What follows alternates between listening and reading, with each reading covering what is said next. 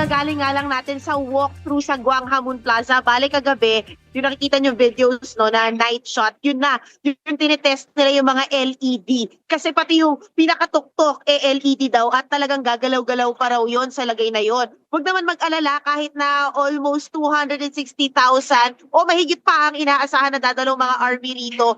Dahil magkakalat sila ng screen all throughout Gwanghwamun Square hanggang doon sa Seoul Plaza. At alam nyo ba gaano kahaba yung kable na gagamitin nila?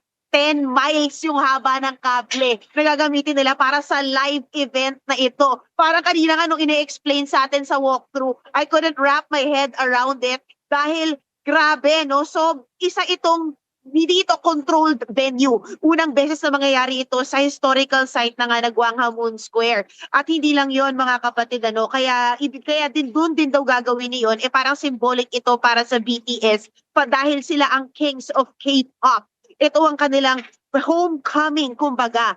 At isa daw ito, ibang klaseng live event daw ito dahil hindi siya basta-basta broadcast cameras ang gagamitin. Cinematic cameras, yan nakikita nyo ngayon, ginamit yan sa mga ilang Oscar awarded films, ganun daw. Ganun na yung labanan ng live events ngayon. Gusto daw kasi ng Netflix to push and up the ante pagdating sa live events at experiences na makikita natin. 1 hour lang ito, ano? Pero talagang tinodo nila ang paghahanda. More than 1,000 yung composed yung kanilang team from all over the world. The best of the best mula sa industriya ng live broadcasting makikita dito. A thing that we could also learn from and I hope apply, diba, back at home.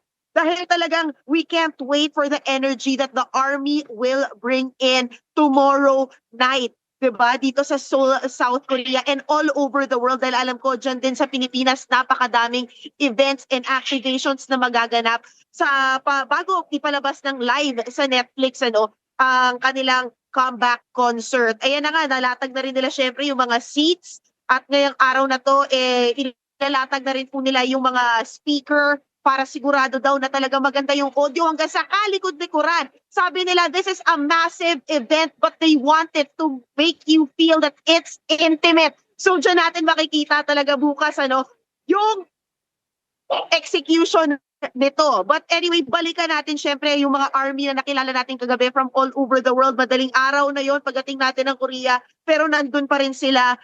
Panoorin to report na to. Mula araw hanggang gabi, pukpukan at round the clock na nga ang paghahanda sa Gwanghwamun Square dito sa Seoul, South Korea. The stage is set para sa much-awaited comeback ng global superstars na BTS para sa muling pagsasama-sama nina Jin, Suga, J-Hope, RM, Jimin, V at Jungkook. Andito na tayo sa Ground Zero kung saan magaganap ang comeback of the decade ng OT7, ang BTS. Kaya tara na, mag-ikot na tayo at silipin na natin kung saan magaganap ang historical moment na ito. Concert feels na rin sa paligid ng square from the Palace to Seoul Plaza dahil sa mga nagkalat na teaser videos sa mga LED walls ng mga building. Inilatag na nga ang seating sections at mga screen na papanooran at event advisory para sa mga bibisita sa lugar. Ang police buses, traffic officers at security nakadeploy na rin sa palibot ng perimeter. Aabot sa 8,000 personnel ang ipapakalat. Pati mga establishmentong katabi, gaya ng mga convenience store, 8 to 10 times daw ang idinagdag sa kanilang supply, lalo't daragsa ang army. 22 to 26,000 ang capacity ng Gwanghwamun Square, pero ang inaasahang army na darating, 260,000 lang naman mula sa iba't ibang sulok ng mundo sa darating na Sabado. Kagabi pala, madaling araw na, pero dagsa pa rin ang army para magpictorial sa iconic BTS Netflix steps na ito beside the concert venue. Kabilang na dyan ang dalawang army from India na lumipat sa South Korea dahil sa pagmamahal sa BTS. They inspire me a lot. Like, they give me the light for my life, and I'm so happy that I found them. They inspired me to move to Korea. Like, I was an IT engineer. They inspired me to quit, or like they gave me the courage to quit that job and move to another country. Very excited for their comeback.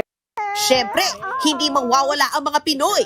Kabilang na ang anak ni Kim P. De Leon na solid army, na si Sammy, na mega fan since 2019.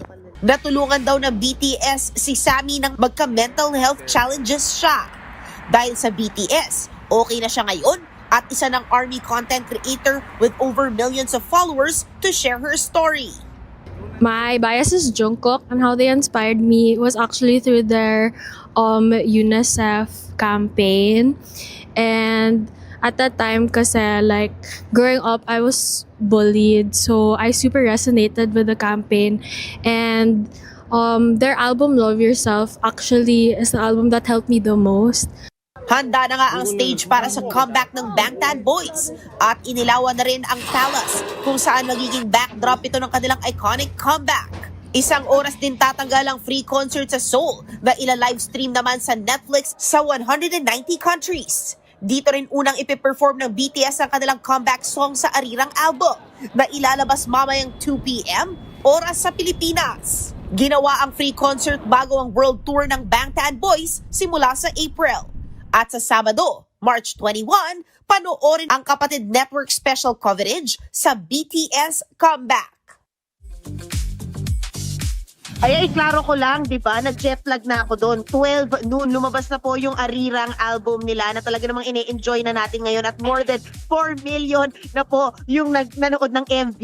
O, di ba? Taray, talagang breaking records talaga ang BTS at mag-break pa sila ng records bukas. At nandito tayo sa Ground Zero kung saan ito lahat mangyayari. Kaya bibigyan ko kayo ng update tungkol dyan, mga kapatid. Antabayanan nyo po yan dahil wala tayong tulugan para dyan, para sa inyo, mga army. Mula dito sa Seoul, South Korea, yan muna ang latest. Yes, Cheryl. So saan ka pa pwesto?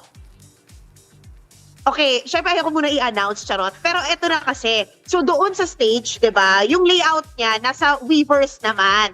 Pero yun doon sa stage, yung pit niya nanalo ng mga fans. Deserve na deserve. Nandun ako sa likuran nila. May press area doon sa likuran nila at doon tayo kukuha. At syempre, 'di ba, kinuha na natin yung yung gamit actually natin ngayon na mobile device. Talagang malakas yung zoom in niya kaya nananalig tayo rito na maibigay sa inyo. Ang maganda pa diyan, ang big hit at music at Netflix, ibibigyan tayo ng mga exclusive clips from the concert para ma-enjoy pa natin in cinematic HD yung performances dito sa telebisyon pag napanood ng mga army.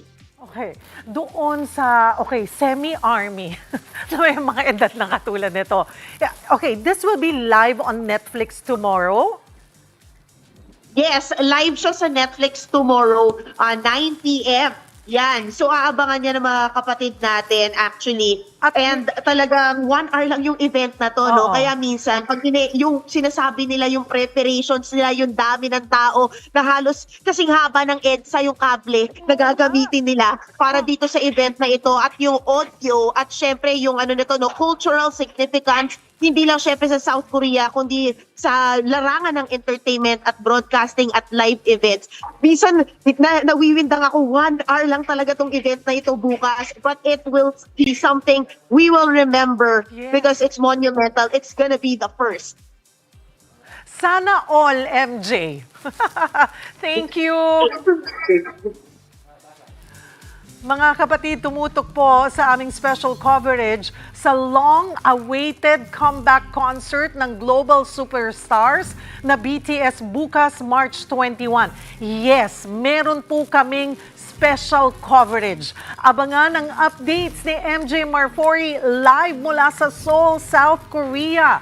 Pwede ring makibahagi sa social media. Gamitin lamang po ang hashtags na BTS Live on Netflix at BTS_Arirang.